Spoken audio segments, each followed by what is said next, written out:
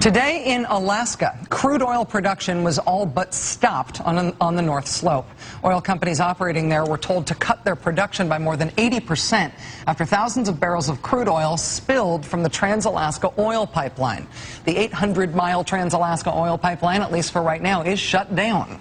That spill in Alaska is happening, of course, in the shadow of a much larger spill in the Gulf of Mexico.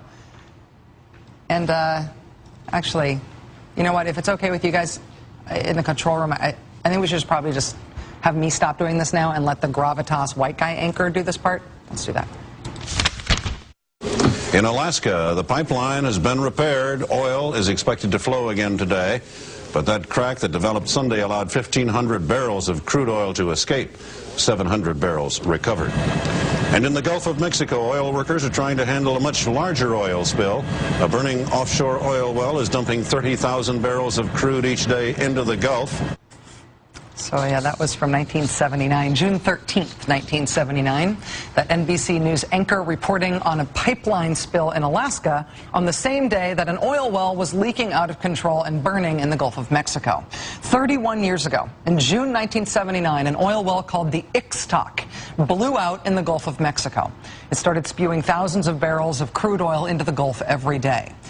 And it's not just the disaster itself that should sound familiar to you, it's also the techniques that they were using at the time to try to contain the spill.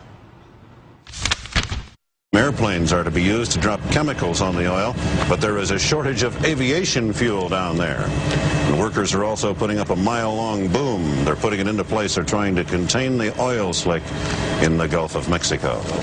Chemical dispersants being spread across the Gulf by plane, mile-long booms being set up to contain the oil slick on the surface. If you close your eyes and you just listen to these news reports from 1979, you would be forgiven for thinking that you had flipped on the news today.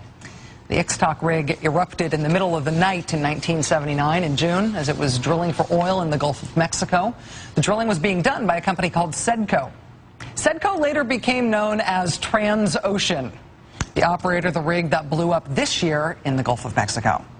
The reason the Ixtoc explosion turned into a massive uncontrolled leak 30 years ago is because the well's blowout preventer malfunctioned. Sound familiar? The blowout preventer failed to stop the Ixtoc leak, and what followed was an environmental disaster the likes of which the country had never seen before.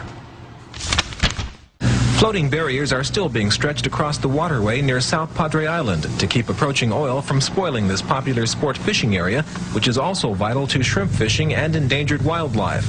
Oil skimming vessels are also being put into service to catch any patches of oil which may get through. About 5 miles offshore, another team of private oil containment workers is prepared to intercept drifting oil before it gets to land. The Coast Guard has already said it will be impossible to get it all, and they're particularly concerned about oil moving underwater. Plumes of oil moving underwater. Oil containment teams, skimming vessels. Again, these are not badly colorized reports from the BP oil disaster in the Gulf right now. This is reporting from deja vu land, from essentially the same disaster in the Gulf of Mexico, but in 1979. The only thing missing back then was worries that the loop current would carry the oil out of the Gulf of Mexico all the way to the coast of Florida. Oh, wait. There is now a distinct possibility that oil spilling from that runaway Mexican well could spread as far as the Gulf Coast of Florida. That from an official of the EPA. The Ixtoc disaster in 1979 in the Gulf of Mexico went on for weeks. Then weeks turned into months. The reason it went on for so long is because even though oil companies were allowed to drill offshore like that, it turns out they didn't know how to stop a leak when disaster struck. Nothing they tried worked. In the Gulf of Mexico, rain and heavy seas are hampering efforts to cap a Mexican oil well it has been spilling since June 3rd, the worst spill in history. Workers are trying to put a giant cone over the well. Despite inclement weather, they may try again today. Trying to put a giant cone over the well. In 2010, this giant cone strategy is what we were sort of euphemistically calling the top hat. I wonder if they had a euphemistic name for it back in 1979. Mexican officials are calling it Operation Sombrero. Workers have been trying since the weekend to put a 300-ton steel cone over the mouth of the runaway well. Officials say once in place, the cone will collect up to 90% of the crude oil, which has been gushing from the well for more than 3.5 months. From 10,000 to 30,000 barrels a day have flowed into the Bay of Campeche and the Gulf of Mexico. As with BP's Top Hat, the Ixtoc spills, Operation Sombrero ultimately failed to stop the leak.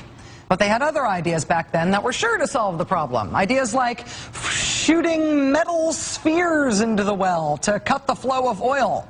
You might call that today a junk shot. They also tried pumping cement and salt water into the leaking well to try to jam it up. You might call that a top kill maneuver. Neither of those things worked. For months and months and months and months and months, the Ixtoc well continued to leak uncontrollably until 2 relief wells are still being drilled to relieve pressure on the blown-out well, so it eventually can be capped. Relief wells. 9 agonizingly long months after the Ixtoc well exploded, a pair of relief wells finally allowed the engineers to cap the leaking well. That was 31 years ago. I am 37 years old, and this happened when I was 6. Those haircuts are back in fashion. And the stuff that did not work back then is the same stuff that hasn't worked now. Same busted blowout preventer, same ineffective booms, same underwater plumes, same toxic dispersant, same failed containment domes, same junk shot, same top kill. It's all the same technology. The Ixtoc well, which couldn't be plugged for 9 months, was in roughly 200 feet of water. Now in 2010, we're using the same exact techniques to try to plug a well that is leaking in 5,000 feet of water. Now look, maybe this top kill maneuver will work. We obviously hope and pray that it does. Praying does seem wiser than hoping at this point. That said, as we reported earlier this hour, BP executive Doug Suttles says tonight that it looks like it's drilling mud and not oil. That is what's now coming out of the ruptured well, but they can't tell for sure. The thing that's essentially been guaranteed to work in the past is a relief well, and that's still months away from being complete.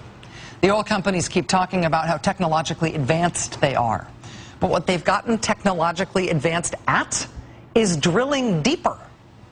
They haven't gotten any more advanced on how to deal with the risks attached to that. They haven't made any technological advances in the last 30 years when it comes to stopping a leak like this when it happens. All they've gotten better at is making the risks worse by putting these leaks further out of our reach. Oh, hey, congratulations. Now the thing you can't stop is a full mile underwater. That's all they've gotten better at. That and making themselves the most profitable industry the universe has ever seen, and I am not exaggerating. Officials say the oil could reach all the way to Florida as it continues to threaten the U.S. coast for months. William Monroe, NBC News, South Padre Island, Texas.